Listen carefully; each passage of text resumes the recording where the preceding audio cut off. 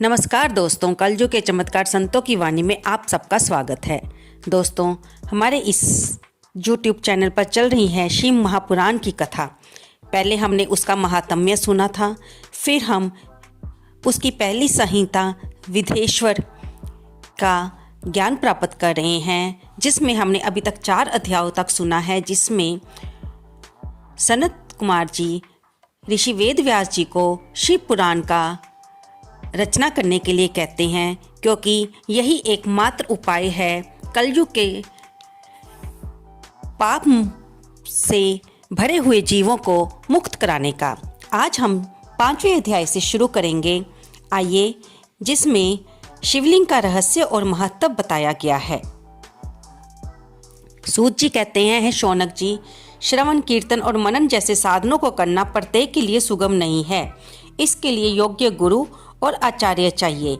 गुरुमुख से सुनी हुई वाणी मन की शंकाओं को दग्ध करती है, तभी भगत कीर्तन कर पाता है, और गुरुमुख से सुने शिव तत्व द्वारा शिव के स्वरूप के दर्शन और गुणानुवाद में रसानुभूति होती है, तभी भगत कीर्तन कर पाता है। यदि ऐसा कर पाना संभव ना हो तो मोक्षार्थी को चाहिए कि वह भगवान शंकर के लिंग एवं मूर्ति की स्थापना करके रोज उनकी पूजा करे।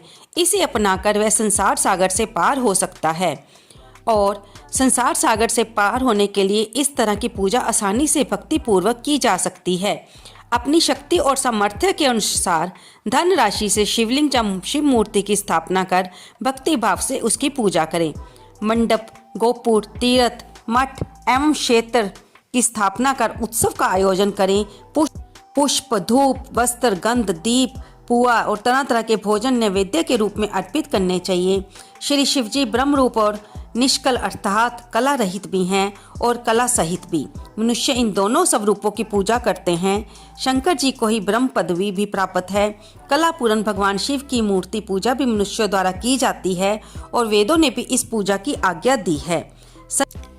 दोस्तों, हम आपको बता दें कि एक तरफ तो सूत जी शौनक आदि ऋषियों को शिव पुराण कथा का वर्णन कर रहे हैं, और दूसरी तरफ सनत कुमार जी नंदिकेश्वर जी से ये ज्ञान प्राप्त कर रहे हैं। सनत कुमार जी ने पूछा, हे नंदिकेश्वर, पूर्व काल में उत्पन्न हुए लिंग बेर अर्थात मूर्ति की उत्पत्ति के संबंध में हमें आप विस्तार से बताइए। नंदिकेश्वर ने बताया, मुनीश्वर, प्राचीन काल में एक बार ब्रह्मा और विष्णु के मध्य युद्ध हुआ, तो उनके बीच स्तंभ रूप में शिवजी प्रकट हो गए। इस प्रकार उन्होंने पृथ्वी लोक का संरक्षण किया। उसी दिन से महादेव जी का लिंग के साथ साथ मूर्ति पूजन भी जगत में प्रचलित हो गया।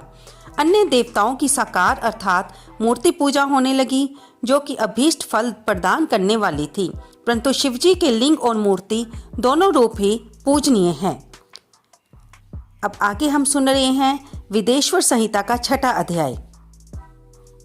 नंदिकेश्वर बोले, पूर्व काल में श्री विष्णु अपनी पत्नी श्री लक्ष्मी जी के साथ शेष शैया पर शयन कर रहे थे।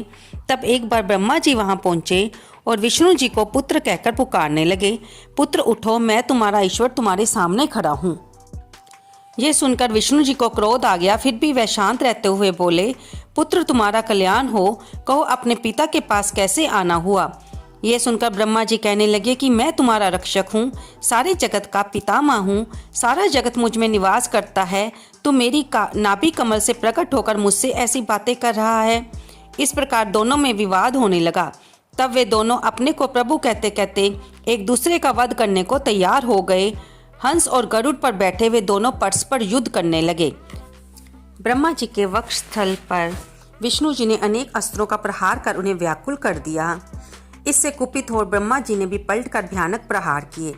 उनके पारस्परिक आघातों से देवताओं में हलचल मच गई। वे घबराए और त्रिशूलधारी भगवान शिव के पास गए और उन्हें सारी व्यथा सुनाई। भगवान शिव अपनी सभा में उमा सहित सिंहासन पर विराजमान थे और मंद मंद मुस्कुरा रहे थे। अब शुरू होता है विदेश्वर संहिता का 7वां अध्याय कि शिव जी ने क्या निर्णय किया। महादेव जी बोले, पुत्रों, मैं जानता हूँ तुम ब्रह्मा और विष्णु के परस्पर युद्ध से बहुत दुखी हो। तुम डरो मत, मैं अपने गणों के साथ तुम्हारे साथ चलता हूँ। तब भगवान शिव अपने नंदी पर आरूढ़ होकर देवताओं सहित युद्ध स्थल की ओर चल दिए। तब उन्हें ज्ञात हुआ कि वे एक दूसरे को मारने की इच्छा से महेश्वर और पाशुपात अस्त्रों का प्रयोग करने जा रहे हैं तो वह युद्ध को शांत करने के लिए महाअग्नि के तुल्य एक स्तंभ रूप में ब्रह्मा और विष्णु के मध्य खड़े हो गए। महाअग्नि के प्रकट होते ही दोनों के अस्त्र स्वयं ही शांत हो गए। अस्त्रों को शांत होते देख ब्रह्मा और विष्णु दोनों कहने लगे कि इस अग्नि स्वरूप स्तंभ के बारे में हमें जानकारी लेनी चाहिए। दोनों ने इसकी परीक्षा लेने का निर्णय किया। भगवान विष्णु ने शुक्र रूप धारण किया और उसको देखने के लिए नीचे धरती में चल दिए। ब्रह्मा जी हंस का रूप धारण करके ऊपर की ओर चल दिए। पाताल में बहुत नीचे जाने पर भी विष्णु जी को स्तंभ का अंत नहीं मिला। अंत में वे वापस चले आए। ब्रह्मा जी ने आकाश में जाकर केतकी का फूल देखा। वे उस फूल को लेकर विष्णु जी के पास गए। विष्णु ने उनके चरण पकड़ लिए। ब्रह्मा जी के छल को देखकर भगवान शिव प्रकट हुए। विष्णु जी की महानता से शिव प्रसन्न होकर बोले कि हे विष्णु जी, आप सत्य बोलते हैं, अतः मैं आपको अपनी समानता का अधिकार देता हूँ। अब शुरू होता है विदेश्वर संहिता का 8वां अध्याय। नंदिकेश्वर बोले, महादेव की जी ब्रह्मा जी के छल पर अत्यंत क्रोधित हुए। उन्होंने अपने त्रिनेत्र से भैरव को प्रकट किया और उन्हें आज्ञा दी कि वह तलवार से ब्रह्मा जी को दंड दें। आज्ञा पाते ही भैरव ने ब्रह्मा जी के बाल पकड़ लिए और उनका 5वां सिर काट दिया। ब्रह्मा जी डर के मारे कांपने लगे। उन्होंने भैरव के चरण पकड़ लिए और क्षमा मांगने लगे। इसे देखकर श्री विष्णु ने भगवान शिव से प्रार्थना की कि आपकी कृपा से ही ब्रह्मा जी को 5वां सिर मिला था। शिव जी की आज्ञा पाकर भैरव ने ब्रह्मा जी को छोड़ दिया। शिव जी ने कहा, तुमने प्रतिष्ठा और ईश्वरत्व को दिखाने के लिए छल किया है, इसलिए मैं तुम्हें शाप देता हूँ कि तुम सत्कार, स्थान व उत्सव से विहीन रहोगे। ब्रह्मा जी को अपनी गलती का पछतावा हो चुका था। उन्होंने भगवान शिव के चरण पकड़कर क्षमा मांगी और निवेदन किया कि उनका 5वां सिर पुनः प्रदान करें। महादेव जी ने कहा कि जगत की स्थिति को बिगड़ने से बचाने के लिए पापी को दंड अवश्य देना चाहिए ताकि लोक मर्यादा बनी रहे। मैं तुम्हें वरदान देता हूँ कि तुम गणों के आचार्य कहलाओगे और तुम्हारे बिना यज्ञ पूर्ण न होंगे। फिर उन्होंने केतकी के पुष्प से कहा, अरे दुष्ट केतकी पुष्प, अब मेरी पूजा के तुम अयोग्य रहोगे। तब केतकी पुष्प बहुत दुखी हुआ और उनके चरणों में गिरकर माफी मांगने लगा। तब महादेव जी ने कहा कि मेरा वचन तो झूठा नहीं हो सकता, इसलिए तू मेरे भक्तों के योग्य होगा। इस प्रकार तेरा जन्म सफल हो जाएगा। अब शुरू होता है विदेश्वर संहिता का 9वां अध्याय, जिसमें लिंग पूजन का महत्व बताया गया है। नंदिकेश्वर कहते हैं, ब्रह्म और विष्णु भगवान शिव को प्रणाम कर चुपचाप उनके दाएं बाएं में खड़े हो गए। उन्होंने पूजनीय महादेव जी को श्रेष्ठ आसन पर बिठाकर पवित्र वस्तुओं से उनका पूजन किया और दीर्घकाल तक स्थिर रहने वाली वस्तुओं को पुष्प वस्तु तथा अल्पकाल तक टिकने वाली वस्तुओं को प्राकृतिक वस्तु कहते हैं। हार, नूपुर, किरीट, मणिमय कुंडल, यज्ञोपवीत, उत्तरीय वस्त्र, पुष्पमाला, रेशमी वस्त्र, हार, मुद्रिका, पुष्प, कपूर, चंदन, धूप, दीप, ध्वजा, व्यंजन, च्वर, अनेक दिव्य उपहारों द्वारा उन्होंने स्वामी महेश्वर का पूजन किया। इससे प्रसन्न होकर भगवान शिव ने दोनों देवताओं से मुस्कुरा कर कहा, पुत्रों, आज तुम्हारे द्वारा की हुई पूजा से मैं प्रसन्न हूँ। ये मेरा दिन परम पवित्र और महान होगा। ये तिथि शिवरात्रि के नाम से प्रसिद्ध होगी और मुझे परम प्रिय होगी। इस दिन जो मनुष्य मेरे लिंग अर्थात निराकार रूप की या मेरे मूर्ति अर्थात साकार रूप की दिन रात निराहार रहकर अपनी शक्ति के अनुसार पूजा करेगा, वह मेरा परम प्रिय भगत होगा। पूरा वर्ष भर निरंतर मेरी पूजा करने पर जो फल मिलता है, वह फल शिवरात्रि की तिथि को मेरा पूजन करने पर उस मनुष्य को मिलेगा। जैसे पूर्ण चंद्रमा का उदय समुद्र की वृद्धि का अवसर है, उसी प्रकार शिवरात्रि की तिथि मेरे धर्म की वृद्धि का समय है। इस तिथि को मेरी स्थापना का मंगलमय उत्सव होना चाहिए। मैं मार्गशीर्ष मास में आर्द्र नक्षत्र से युक्त पूर्णमासी या पतिप्रदा को ज्योतिमय संतंब के रूप में प्रकट हुआ था। इस दिन जो भी मनुष्य पार्वती सहित मेरा दर्शन करता है अथवा मेरी मूर्ति या लिंग की झांकी निकालता है, वह मेरे लिए कार्तिकेय से भी अधिक प्रिय है। इस शुभ दिन मेरे दर्शन मात्र से पूरा फल प्राप्त होता है और यदि दर्शन के साथ मेरा पूजन भी किया जाए तो उसका फल तो वाणी से बयान ही नहीं किया जा सकता। लिंग रूप में प्रकट होकर मैं बहुत बड़ा हो गया था। अतः लिंग के कारण ये भूतल लिंग स्थान के नाम से प्रसिद्ध हुआ। जगत के लोग इसका दर्शन और पूजन कर सकें, इसके लिए ये अनादि और अनंत ज्योति स्तंभ अथवा ज्योतिमय लिंग अत्यंत छोटा हो जाएगा। ये लिंग सब प्रकार के भोग सुलभ कराने वाला तथा भोग और मोक्ष का एकमात्र साधन है। इसका दर्शन, स्पर्श और ध्यान प्राणियों को जन्म और मृत्यु के कष्ट से छुड़ाने वाला है। शिवलिंग के यहाँ प्रकट होने के कारण ये स्थान अरुणाचल नाम से प्रसिद्ध होगा तथा यहाँ बड़े बड़े तीर्थ प्रकट होंगे। इस स्थान पर रहने या मरने से जीवों को मोक्ष प्राप्त होगा। ये दोनों ही मेरे सिद्ध रूप हैं। मैं ही पर ब्रह्म परमात्मा हूँ। जीवों पर अनुग्रह करना मेरा कार्य है। मैं जगत की वृद्धि करने वाला होने के कारण ब्रह्म कहलाता हूँ। सर्वत्र स्थित होने के कारण मैं ही सबकी आत्मा हूँ। मेरी ब्रह्म रूपता का बोध कराने के लिए पहले लिंग प्रकट हुआ, फिर अज्ञात ईश्वर तत्व का साक्षात्कार कराने के लिए मैं जगदीश्वर रूप में प्रकट हुआ। मेरे सकल रूप मेरे ईश्वर का और निष्कल रूप मेरे ब्रह्म स्वरूप का बोध कराता है। मेरा लिंग मेरा स्वरूप है और मेरा सामीप्य प्राप्त कराने वाला है। मेरे लिंग की स्थापना करने वाले मेरे उपासक को मेरी समानता की प्राप्ति हो जाती है तथा मेरे साथ एक तत्व का अनुभव करता है और संसार सागर से मुक्त हो जाता है। अब हम सुनेंगे विदेश्वर संहिता का 10वां अध्याय, जिसमें प्रणव और पंचाक्षर मंत्र की महत्ता बताई गई है।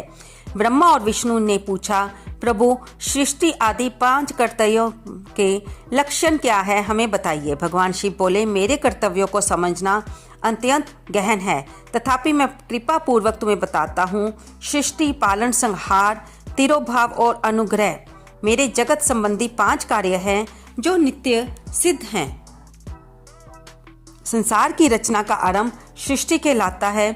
मुझसे पालित होकर सृष्टि का सुस्थिर रहना उसका पालन है। उसका विनाश ही संहार है। प्राणों के उत्क्रमण को तिरोभाव कहते हैं। इन सब से छुटकारा मिल जाना ही मेरा अनुग्रह अर्थात मोक्ष है। ये मेरे 5 कृत्य हैं। सृष्टि धरती पर, स्थिति जल में, संहार अग्नि में, तिरोभाव वायु में, अनुग्रह आकाश में स्थित है। पृथ्वी से सबकी सृष्टि होती है, जल से वृद्धि होती है, आग सबको जला देती है, वायु एक स्थान से दूसरे स्थान पर ले जाती है और आकाश सबको अनुग्रहित करता है। इन 5 कृत्यों को भार वहन करने के लिए ही मेरे 5 मुख हैं। 4 दिशाओं में 4 मुख और इनके बीच में 5वां मुख है। पुत्रों, तुम दोनों ने मुझे तपस्या से प्रसन्न कर सृष्टि और पालन 2 कार्य प्राप्त किए हैं। इसी प्रकार मेरी विभूति स्वरूप रुद्र और महेश्वर ने संहार और तिरोभाव कार्य मुझसे प्राप्त किए हैं, परंतु मोक्ष मैं स्वयं प्रदान करता हूँ। मैंने पूर्व काल में अपने स्वरूप भूत मंत्र का उपदेश दिया है जो ओंकार रूप में प्रसिद्ध है। ये मंगलकारी मंत्र है। मेरे उत्तरवर्ती मुख से अंकार, पश्चिम मुख से उकार, दक्षिण मुख से मकार का, पूर्व मुखी मुख से बिंदु का और मध्यवर्ती मुख से नाद का प्रकटीकरण हुआ है। इस प्रकार इन 5 अवयवों से ओंकार का विस्तार हुआ और प्रणव ओम नामक अक्षर उत्पन्न हुआ। जगत में उत्पन्न सभी स्त्री पुरुष इस प्रणव मंत्र में व्याप्त हैं। ये मंत्र शिव शक्ति दोनों का बोधक है।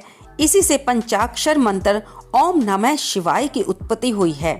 ये मेरे साकार रूप का बोधक है। इस पंचाक्षर मंत्र से मातृका वर्ण प्रकट हुए जो 5 भेद वाले हैं। इसी से शिरो मंत्र सहित त्रिपता गायत्री का प्रागट्य हुआ है। इस गायत्री से संपूर्ण वेद प्रकट हुए। उन वेदों से करोड़ों मंत्र निकले हैं। उन मंत्रों से विभिन्न कार्यों की सिद्धि होती है। इस पंचाक्षर प्रणव मंत्र से सभी मनोरथ पूर्ण होते हैं। इस मंत्र से भोग और मोक्ष दोनों प्राप्त होते हैं। तब नंदिकेश्वर भगवान कहते हैं कि जगदम्बा गौरा पार्वती के साथ बैठे महादेव ने ब्रह्मा और विष्णु को पर्दा करने वाले वस्त्र से आच्छादित कर उनके मस्तक पर अपना हाथ रखकर धीरे धीरे उच्चारण करके उन्हें उत्तम मंत्र का उपदेश दिया। 3 बार मंत्र का उच्चारण करके भगवान शिव ने उन्हें शिष्यों के रूप में दीक्षा दी। गुरु दक्षिणा के रूप में दोनों ने अपने आप को समर्पित करते हुए दोनों हाथ जोड़कर उनके समीप खड़े होकर जगत गुरु भगवान शिव की वे स्तुति करने लगे। ब्रह्मा विष्णु बोले, प्रभु आपके साकार और निराकार 2 रूप हैं। आप तेज से प्रकाशित हैं, आप सबके स्वामी हैं, आप ही सभी के सृष्टि पालन संहार हैं, आप प्रणव मंत्र को बताने वाले हैं, आप ही प्रणव लिंग वाले हैं, आप सर्वात्मा को नमस्कार हैं, आपके 5 मुख हैं, आप ही परमेश्वर हैं, आप सबकी आत्मा हैं, ब्रह्म है, आपके गुण और शक्तियाँ अनंत हैं, हम आपको नमस्कार करते हैं। ऐसा कहते हुए ब्रह्मा और विष्णु ने भगवान शंकर जी के चरणों में बारंबार नमस्कार किया। महेश्वर बोले, आर्द्र नक्षत्र में चतुर्दशी को यदि इस प्रणव मंत्र का जप किया जाए तो ये अक्षय फल देने वाला है। सूरज की संक्रांति में महा आर्द्र नक्षत्र में एक बार किया प्रणव जप करोड़ों गुना जप का फल देता है। मृगशिरा नक्षत्र का अंतिम भाग तथा पुनर्वसु का शुरू का भाग पूजा, होम और तर्पण के लिए सदा आद्रा के समान ही हैं।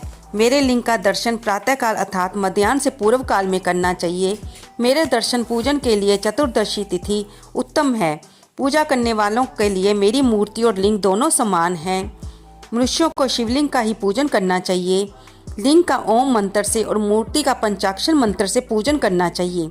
शिवलिंग की स्वयं स्थापना करके या दूसरों से स्थापना करवाकर उत्तम द्रव्यों से पूजा करने से मेरा पद सुलभ होता है।